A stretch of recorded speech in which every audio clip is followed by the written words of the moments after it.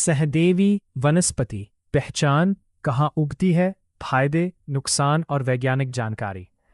नमस्कार दोस्तों, मेरा नाम सीताराम सावजी उतेकर है। मेरे महा आयुर्वेदिक जड़ी बूटी में आप सभी का हार्दिक स्वागत है। आज मैं आपको एक महत्वपूर्ण औषधीय वनस्पति सहदेवी के बारे में विस्तार से जानकारी देने वाला हूँ। हम जानेंगे कि सहदेवी कहाँ उगती है, इसकी पहचान कैसे करें, इसके पारंपरिक उपयोग क्या है, वैज्ञानिक शोध क्या कहते हैं और इसके सेवन में किन बातों का ध्यान रखना चाहिए। सहदेवी का परिचय और वैज्ञानिक नाम। सहदेवी का वैज्ञानिक नाम वर्नोनिया सिनेरिया एल लेस है। आधुनिक वनस्पति वर्गीकरण में इसे सायंथिलियम सिनेरियम भी कहा जाता है। यह एस्टरेसी परिवार की वनस्पति है।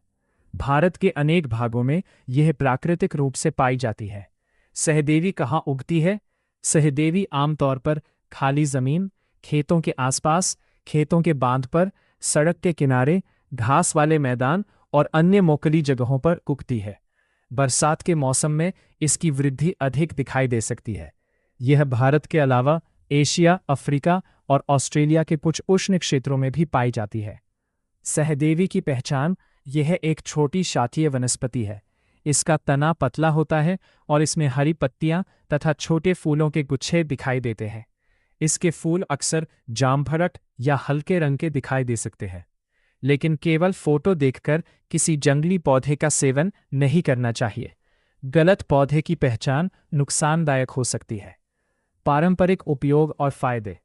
पारंपरिक चिकित्सा में सहदेवी का उपयोग त्वचा संबंधी समस्याओं, सूजन, बुखार, दर्द और पाचन संबंधी कुछ शिकायतों के लिए किए जाने का उल्लेख मिलता है। वैज्ञानिक शोध क्या कहता है?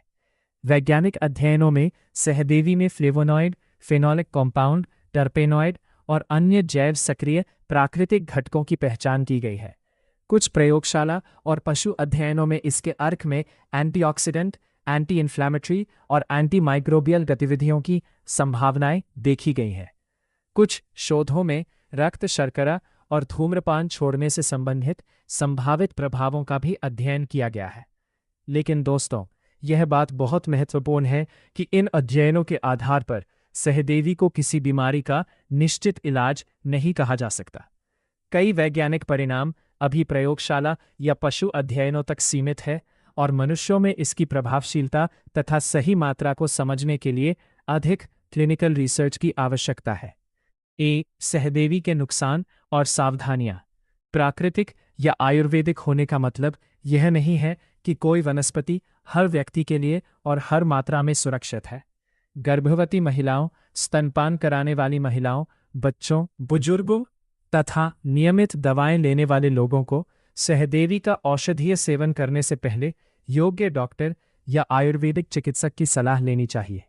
सड़क के किनारे या प्रदूषित स्थानों से पौधे एकत्र करके उनका सेवन भी नहीं करना चाहिए। अंतिम संदेश। सहदेवी हमारी पारंपरिक वनस्पति संपदा का एक महत्वपूर्ण हिस्सा है और इस पर आधुनिक विज्ञान में भी शोध जारी है। हमें अपनी पारंपरिक जानकारी का सम्मान करने के साथ साथ वैज्ञानिक प्रमाणों को भी समझना चाहिए।